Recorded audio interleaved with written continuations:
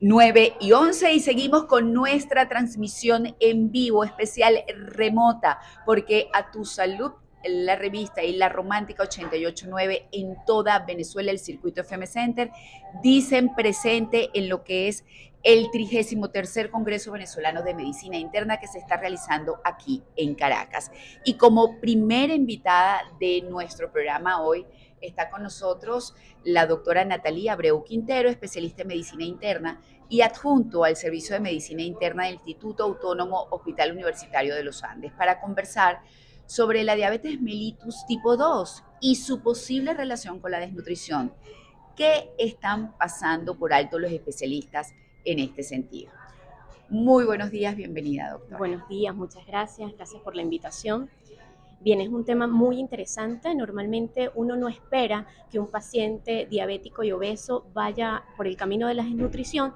Sin embargo, es bastante claro que el paciente se malnutre por una gran cantidad de situaciones. En primer lugar, por déficit propio de su alimentación, pero también por elementos propios al tratamiento, tanto fármacos como el tratamiento quirúrgico que estos pacientes pueden llevar como parte de la estrategia para mejorar la obesidad.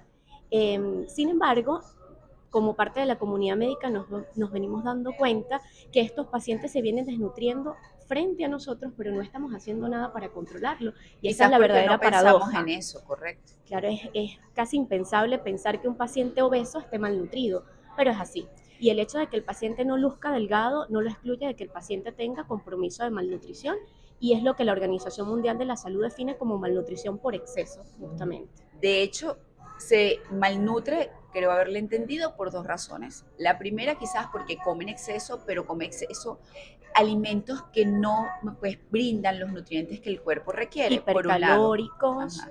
más grasas y hidratos de carbono que proteínas, y todo eso va conllevando a la malnutrición de componentes fundamentales como las proteínas, pero también de componentes que vemos como poco fundamentales como vitaminas y minerales, y lo vemos también en el componente de la malnutrición del paciente con obesidad y diabetes. A ver, por otra parte también usted me mencionaba que cuando ese paciente llega a control muchas veces se le manda a bajar de peso porque está obeso, pero esto no quiere decir que no se vaya a desnutrir precisamente porque siga alimentándose de manera adecuada, aunque menos cantidad inadecuada, perdón. Correcto, eso justamente es como el desafío del médico. ¿Cómo hacer que el paciente baje de peso sin comprometer el componente de proteínas y minerales?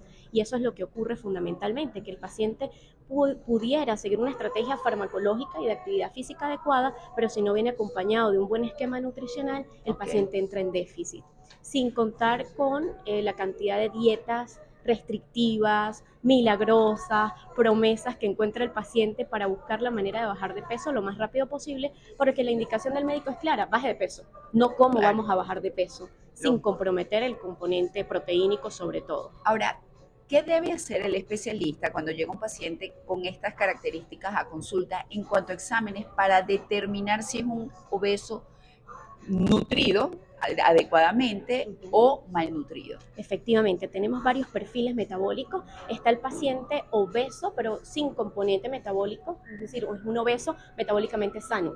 Y al revés, está el paciente que está metabólicamente comprometido y su índice de masa corporal no es alto. Y ese es el paciente que se nos escapa, porque pudiéramos pensar que el hecho de que esté delgado tenga un índice de masa corporal normal tampoco lo compromete desde el punto de vista metabólico, y resulta que sí.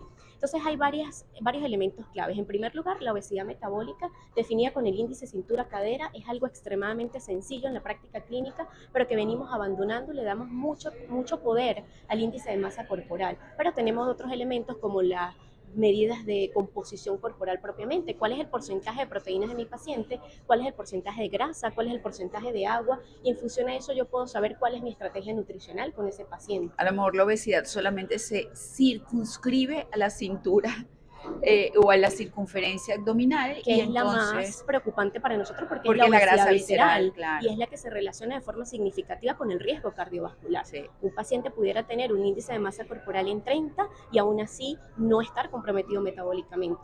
Es raro pensarlo, pero pasa. ¿Cómo bajar de peso saludablemente entonces? Y con esto cerramos. Lo primero es determinar cuál es el componente nutricional de ese paciente por medidas de composición corporal, bien sea por densitometría ósea o bien sea por balanzas calibradas por bioimpedancia eléctrica. Eso nos va a permitir a nosotros saber cuál es el porcentaje de compromiso de masa muscular, de masa grasa y el porcentaje de agua corporal Y total. masa ósea también. Y masa ósea. Y en función a eso, nosotros poder determinar cuál es el consumo de proteínas que necesita nuestro paciente, si el paciente ya tiene un compromiso subyacente cardiovascular o renal que le impida la ingesta de proteínas adecuada, y luego poder acoplar todo el componente de los micronutrientes y vitaminas esenciales en nuestro paciente.